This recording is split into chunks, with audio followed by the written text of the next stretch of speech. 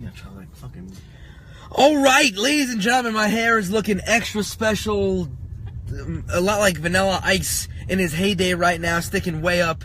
Ice, ice, baby. But you are joining us on our live Thursday weekly Q&A. Myself, the boss man right here, he's currently sharing. And if you're checking this out, please, by all means, like, share, follow pages, show some love, do anything that you possibly can to spread the word. We're trying to do this grassroots. We're trying to do this organically and spread the love of our fun drives home. We just shit talk nonstop, which is pretty much what it's become. Had I turned this on maybe 3 minutes ago, you'd have heard us absolutely rip apart Richie DeGreg, calling him Doink the Clown, the real life Doink the Clown. He looks like you ever notice every time that Richie smiles, it looks like someone's got a gun to his back? It's another disastrous Richie DeGreg weekend. Uh-oh, what happened this weekend? He just fucking, I don't know if I have enough money to pay these people. I'm like, well, Richie, why don't you have the money? I'm losing money. He's a bad businessman, real bad. Real nice guy. I like Richie. I have good times when we do these things, but just not a good businessman. Like the Muffin Man, he's a good businessman. Now, well, the talent he brings in all the time is like, but he makes money. He has that home run guy normally, and not every time, but he always has that home run guy that will take care of everything. But Richie, he'll have a good guest, but he'll bring up so much other shit that we lose on everything. I'm losing my head here, Bellini. My wife's not gonna marry me now. I'm gonna remain a virgin. What am I gonna do? Sometimes even after they get married, he's gonna remain a virgin. Oh my God. I'm gonna Facebook Live that wedding. Tremendous. Anyway, glad y'all could join us. I'm seeing a couple people hopping on in here.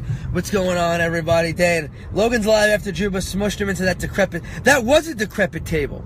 That's right, from Juba's garage. I don't listen. It must be from a fucking someone else's. I don't know whose garage that was.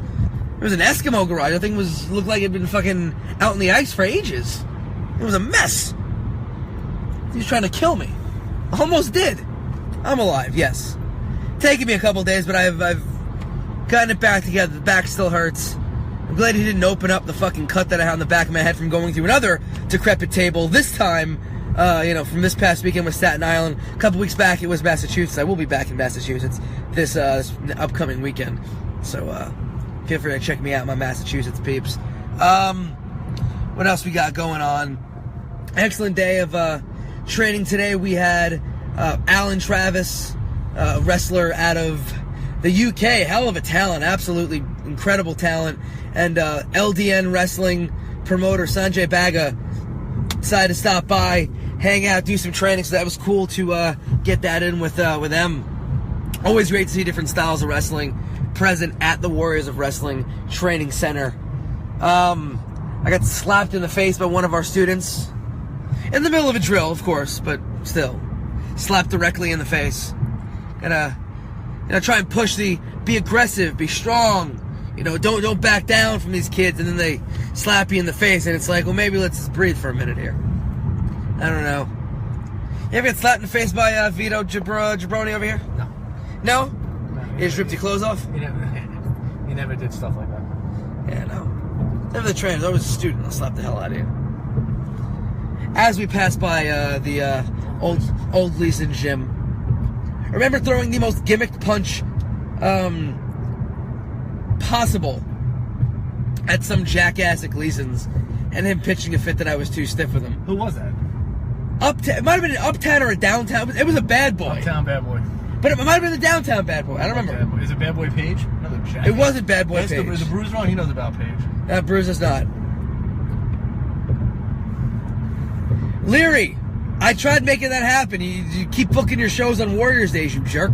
You jerk. Stop booking shows on Warriors Days, dude. I know Warriors of Wrestling, the women of Warriors, fans rather, are excited to see your home girl, Skylar, coming back down. She impressed greatly at the last Women of Warriors show. So that'd be cool. What's up, Scotty? And what is up, Victoria Winters Tony? In a minute, Joey, you want Nikolai Volkov to step in the ring next month. Who said that? Dane. Do I want to listen? Nikolai Volkov is my hero. Have I ever told everyone why Nikolai Volkov is my hero? That guy has never taken a back bump in the history of his career. Not one. Watch any Nikolai Volkov match from any era of his wrestling. I don't know the era before, like, I know the era when he tagged up with the Sheik. That's really it. I don't know him prior to that, like when he was wrestling Bruno and all that. He has never in his career ever taken a back bump. It's amazing to me. And it's why he's my hero. It's literally every time that I'm sitting there at training and I don't feel like bumping, or like I'm on a show where I know I don't have to bump. I'm like, I'm Nikolai Volkoving this shit. And just not bumping. It's amazing. It's like a back roll? You can't chat, just fucking flops to the ground rolling style. From like his calf to his fucking thigh to his ass. And then slaps. It's the greatest bump of all time. Let's go back a little bit. Bruiser wants to know what Page's real name was. Michael DiPedro. Michael DiPedro. If I think so. That's what he's got. I think that's what it was. Michael DiPedro. Michael DiPedro. I could be wrong. Bruiser will say. I don't know. The Mexican dishwasher. He was a fucking asshole. His real name, I'd like to know. What was the hold on. What was the Mexican dishwasher? Page made a fucking cardboard belt and he went to the ring with it. Bruiser remembers that shit. A cardboard belt? Cardboard or construction paper or something. Have I ever told the story of the N-word taker and his casket match in Gleason's on here? I don't believe I have. Refrigerator box. No, I'm sorry. Jerk. Hold on, before I get into that story, Christian. Hey Jake, my question is, it's still common nowadays to ask more experienced workers to watch your match in order to get some constructive criticism. Christian, 110%. Last weekend we had Chavo Guerrero and Laurel Van Ness on the show. I know all of the Warrior students went to those two and asked them to watch. Even the guys in the pre-show were like hitting them up and like, hey, can you please watch? Can you please watch? And they were super, super good with their criticism and constructive criticism. Joey Hodge, my man, what's going on, brother? And yeah, so please, by all means, you go out there and you wrestle. You tell them, hey, can you please watch my match? Then you, by all means, shut the fuck up and yes, yes, yes, sir, or yes, ma'am, the whole fucking way through. Beginners, right? Yes. Because if you don't, you look like a silly goose for asking for advice and then trying to explain, that you know more than a fucking Chavo Guerrero. But I digress. Let me hop on in, ladies and gentlemen. And again, I'm about to tell one of the greatest wrestling stories that apparently I've ever experienced in the history of shitty wrestling. So please go on ahead and share this video so that more people could hop on in and check out what's going down. So, here it is. Everybody knows who the N-word taker is. I don't need to say anymore. If you've been in the Northeast, you know about him. Dude's down in Florida, and there's an imitation guy who's doing the same gimmick in the Midwest, from what I understand. He is not the original. The original goes by the name Enzo Vincenzo right now. Oh, I don't know what the fuck his name is now. Yeah, I don't know. He's an interesting character. Anyway. So this is maybe my third show or second show at Gleason's gym. I have no idea what I'm doing. I don't know anything, but I do know that I get a call a couple days before the show from my former tag partner, Cat Maplin. And he goes to me, hey, Alvin, that's his real name, the N-word taker. Mushmouth. So Mushmouth, I'm a wrestler. I'm a wrestler. Anyway, it's like, oh, he's going to be doing a casket match. I go, oh, that's cool. Where's he getting a casket? Like, yo, he's making it right now. Just talking to him. He's got the wood. He's got everything. He's making a casket. So I keep getting told he's making a casket and all this. So I show up Saturday to the show, right? I show up to the show and I'm kind of looking for this casket. Because, big ass casket that's going to fit a 200 plus pound person is gonna kind of be hard to hide. Of course, can't find it anywhere. Go have my match, I do my thing, and like, what's going on? Next match is a casket match, and I can't find the casket anywhere. We go out there because we have to watch this, of course, because it's greatness. His opponent comes out with Don Tito Jackson. It was Don Tito Jackson, Monkey Man Cheetah. Also known as Monkey Man Cheetah. If you've been following these I guess they get put out on the radio and podcasts too, but if you've been following these videos, you know that Monkey Man Cheetah was a racist gimmick from Gleason's where they flex that did that. Does it not make it racist? They dressed a black man up as a monkey and led him around on a leash with a banana. That's racist. They locked him in a cage. And they locked him in a cage. Carnahaney's the one who saved him. as he walked out there with his title belt. Anyway. So, Monkey Man Cheetah became Don Tito Jackson.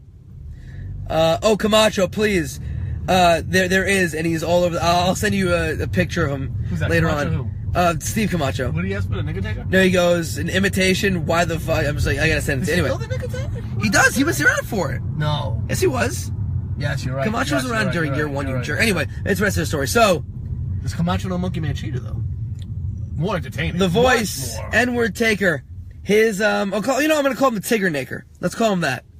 The Tigger Naker comes to the ring, and his casket happens to be, as Joe blurted out before, because Joe does not understand the element of surprise and actually building suspense, was a refrigerator box. A refrigerator box that still said fucking Frigidaire on the side. Didn't even cover that up.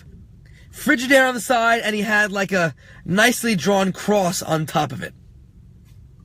You think I'm joking with you, but he's dragging this refrigerator box to the ring as if he is the Undertaker trying to push it in there with fucking Yokozuna. It was insanity. And we're all out there, and I think I was too shocked to laugh when I first saw it. Everybody else was laughing, and people were on the... I think I remember Jorge Santos just being on the floor laughing. Flex was definitely laughing his ass off. Yeah. But they go about having this match. It's cold-blooded. They go about having this match. And it's... I'm gonna put you in the casket, and it's a fucking refrigerator box. Like, there's no other way about it. What's going on, Kay? There's no other... It's one man trying to shove another man... Look at this fucking homeless jackass. Yeah. I don't know, this guy got like 3 teeth. I mean, he wasn't actually homeless. I wouldn't make fun of an actually homeless person. That guy just looks like a fucking idiot. I'm sorry. This guy is trying to shove the other guy into a refrigerator box. Like, this is actually happening. The finish is them brawling on the apron. Don Tito goes for something. Tigger Naker catches him with a choke, gives him a choke slam into the refrigerator box that explodes on contact. Dude goes in, and it's literally, if you've seen Ace Ventura, the first one, the scene when they're in the mental institution, and Ace is trying to fit himself into Ray Finkel's box, and then it just fucking explodes with him in it. That's what was going on here. I saw this happen, and I was friends with the Tigger Naker. Good friends with him at the time. I pissed my pants laughing. Because I know someone has to have this on tape somewhere. And please, if you know anybody who happens to have any of the footage of Gleason's, student... I don't think I have that. You don't, but that was when you stopped doing them like that. Oh, I was there. You were there, but you stopped doing them, like, having them on VHS. Wow. But I know someone, I think Little Mikey does. If anyone's in touch with Little Mikey, first tell him, first tell him go fuck himself, and then ask for this footage. I'm sure he's got it somewhere. But...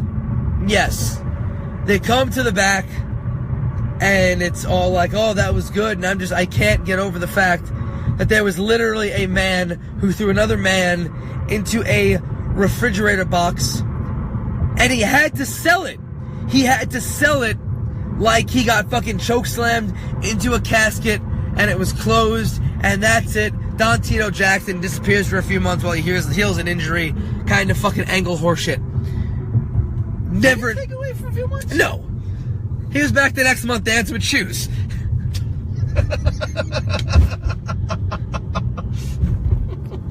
Surprised Joe don't have it on Betamax or an 8-track. Who's that? No, he's got all his Manowar stuff on Betamax and 8-track.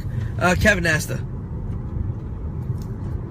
It's from a guy that's older than me. What the fuck? He hasn't listened to Manowar. I digress. Hot damn, that was just the most ridiculous thing that I could possibly think of in relation to professional wrestling. In terms of things that I've seen, I mean, I've seen some ridiculous shit, honestly, but that's 2 dudes fighting over a fridge box.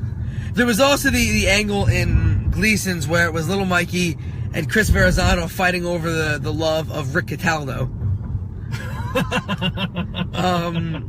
That was after my time. That was after my time too. After my time. By the way, not for nothing, but Rick is fucking fantastic. Like, Rick is really good.